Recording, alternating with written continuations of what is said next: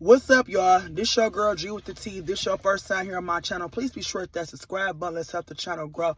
So I had one of my supporters hit me up in my DM.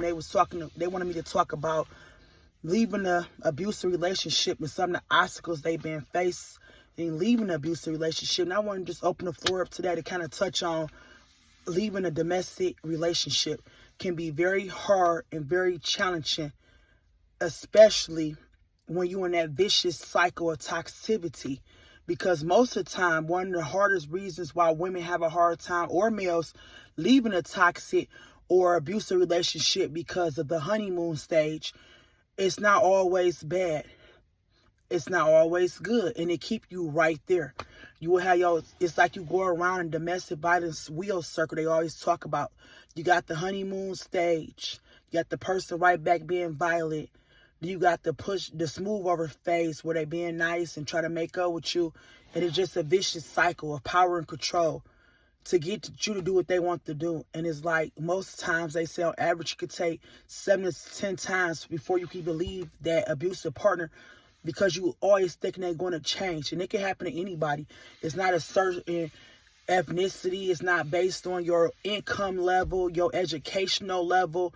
It's not based on any of that.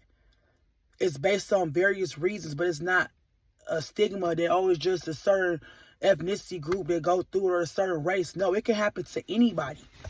If you love somebody and you deeply in love with somebody, you could find yourself in a domestic violent relationship and don't even know it because you think it's normal, or you feel like, oh, they don't do it all the time. They nice majority of the time. They buy me lavish gifts.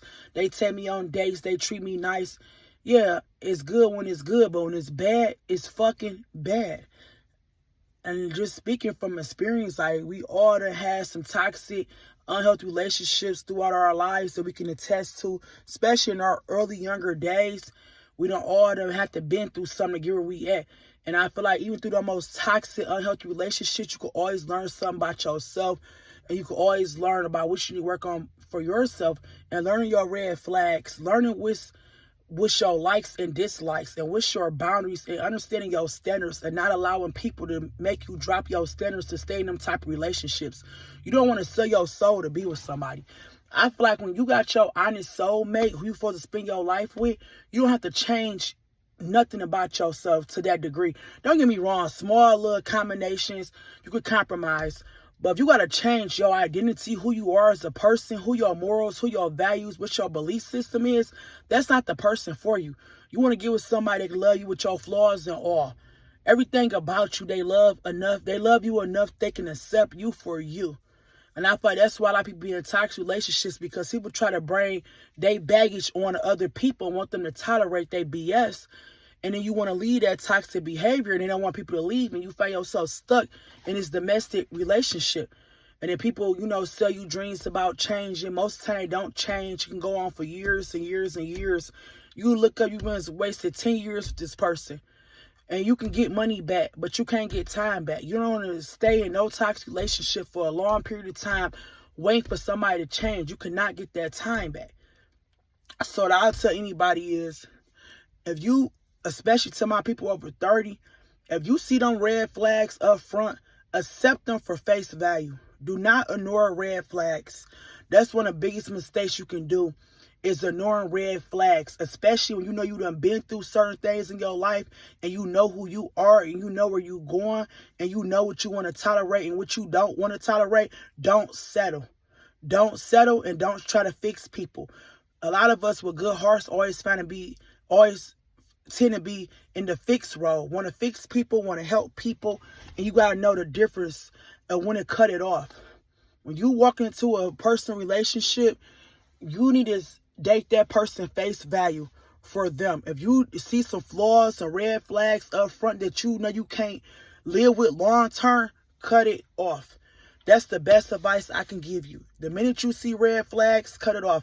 Don't stay in a relationship waiting for nobody to change. That's how you find yourself in abusive domestic relationships.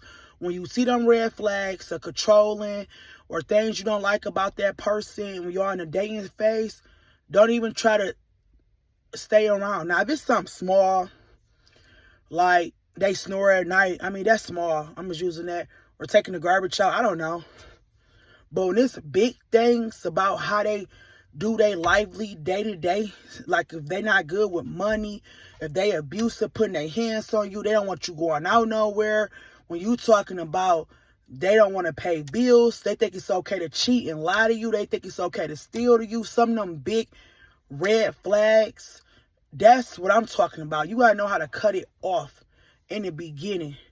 Because there's so many people out here losing their life to these type of situations because they wish they would have left early on. Like, when you see them red flags, just know, man, when it's time to walk away. I hope this was helpful for y'all. This your girl, G with the T. If this your first time here, please be sure to hit that subscribe button. Till next time, y'all be safe out there.